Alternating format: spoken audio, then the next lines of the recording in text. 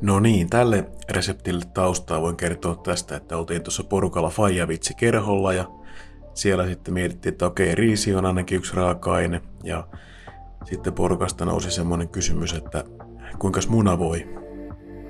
Eihän siihen voinut muuta vastata kuin, että hyvin muna voi sopii tähän riisin kanssa niin kuin mikä tahansa melkein muukin asia. Jep.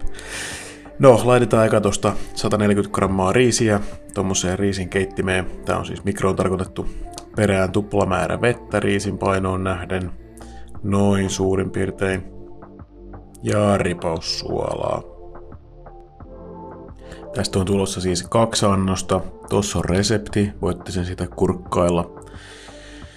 Ja riisit on tuo riisin keittimessä, niin heitetään tuonne meidän säteilyttimeen sitten ne, eli mikroaaltouuniin. Siinä joku 10-12 minuuttia tuollain lonkalta ja rennosti ja nätisti.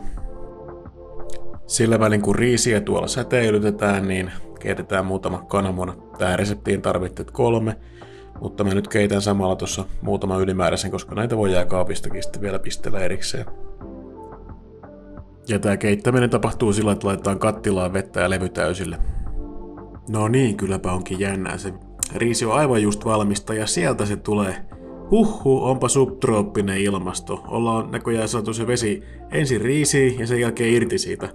Aivan helvetin kuumaa ja no, tästä tuli nyt mitä tuli. Jos olette kuullut, että munat pitää pelästyttää tuon keittämisen jälkeen, niin älkää tehkö semmoista, kuulostaa vähän erikoiselta. Mä laitan itse vaan kylmää vettä ja jätän jäähtyy.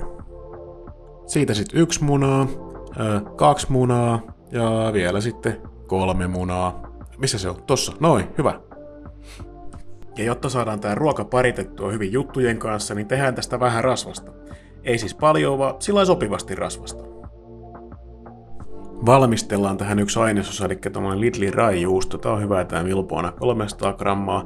Odottelen nyt tossa hetken aikaa, että saadaan nämä ainekset tästä survottua kesken, eli se oivariini ja noin munat. Jos mietit, että olisiko tässä hyvä paikka kertoa joku munavitsi, niin varmaan olisi, mutta jätetään se nyt kunkin omaa päähän sitten täytettäväksi se vitsin puute. Tossa on nyt se rääjuusto sitten, niin sotketaan tonne sekaan yhtä lailla, kun meni oivariinitkin. Ja tuttu homma jatkuu. Sitten kun on rääjuustot tossa, niin ei muuta kuin kovasti töitä, että saadaan sen ihanan tasainen massa tehtyä tästä. Sitten voidaan miettiä mausteita. Tässä voisi käyttää melkein mitä vaan, mutta mä laitan pelkästään suolaa. Se tähän riittää ihan hyvin. Ainakin muun makuun. Ja sitten tämmönen pikku faktanurkka. Jopa 1/3 ruuasta menee hävikkiin. Sehän on ihan kamalaa ja varsinkin kamalaa on se, että tää mikrossa poltettu riisi olisi varmasti kuulunut siihen 1/3, mutta mä en aio osallistua niihin talkoisiin, niin kylläpä nyt vaan sitten syön tän, että ton nyt jakaa tosta 2 kippoon ja on tyytyväinen. Ja tärkeintähän tässä on tää esillepano, niin levitellään tonne toiseen nurkkaan tommosella lastalla nyt toi riisi. Ei tää varmaan ihan super hyvää tuolle, niin koitetaan nyt naamioida tämmösen kauniin ulkonäölle. Joo, riisit tonne kulmaan ja toi muna voi tonne toiseen päätyy. Noin, sieltä tiputellaan tonne toiseenkin kulhoon. Noin, ja tässä mä kuvasin vähän omaa kyynärpäätäni. Tosi hyvää kontsaa. No niin, ja nyt selviää, minkä takia me kirurgin lailla aseteltiin toi munavoi toiseen päähän ja riisi toiseen päähän. Sehän mahdollisti meille tähän keskelle tämmösen vihanneslokero, minne voi halutessaan sitten pistää ihan mitä vaan vihanneksia, mutta mä nyt laitoin tonne vuonakaalia ja kirsikkatomaatteja. Ja pikkasen tuon tomaatin happoa taittaa, niin isketään tähän vielä balsamikoon. Tadaa! Siinä sitten olisi munavoi ja riisi. Tuon munavoin voisi varmaan käyttää järkevämmin ruisleivän päällä, mutta kyllä tämäkin nyt syö mikrossa pikkusen lämmitettynä tai vaikka ilmankin mikroon lounastunnilla.